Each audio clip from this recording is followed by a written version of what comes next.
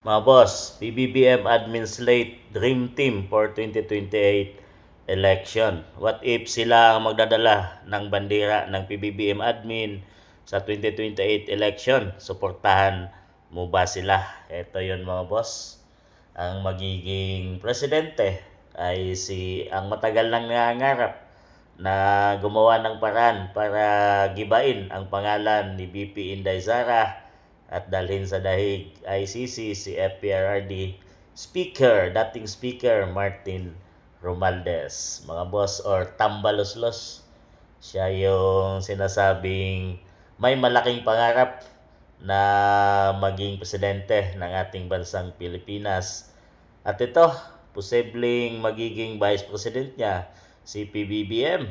At talagang balak nito ay ayaw bumaba sa pwesto. Talagang gustong manatili yung mga boss dahil takot sila na pag sila ay mawala sa pwesto, balikan sila ng kung sino man ang mananalo na kalaban nila sa hindi nila kalyado sa administration dahil sa kanilang pinaggagawa ngayon sa bansang Pilipinas, ang kanilang pambababoy at kukurap sa pera ng taong bayan ay babalikan talaga sila mga boss.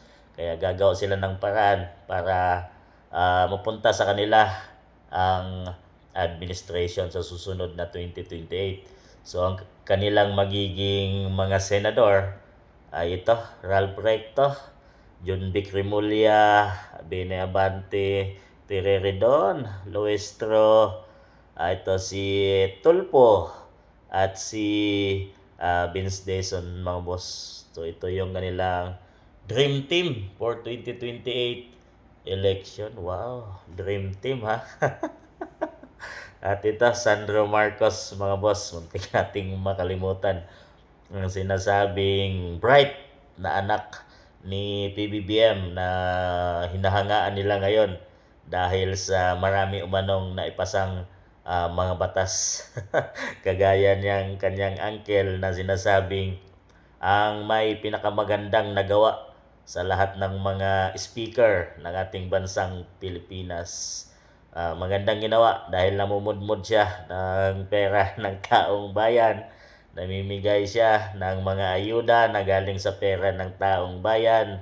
Namimigay siya ng pera para bilhin ang boto at pumirma para sa impeachment trial ni VP Inday Sara. So kagaya ni PBBM na mali-maleta na mga basura ang binamahagi sa mga congressman ngayon. Talagang tiba-tiba mga boss ang mga congressman ngayon. Talagang sino man naman ang hindi babaliktad at kakampi kay PBBM na marami kang mga bonus na mga maletang pera at may mga nakabag na ang laman ay millions.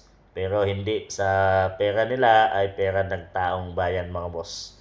So ito, inilabas na nila yung kanilang dream team for 2028 election na malamang siya ang magiging kalaban against BP Inday Sara kung hindi nila ito mapatumba ngayon at ma-impeach.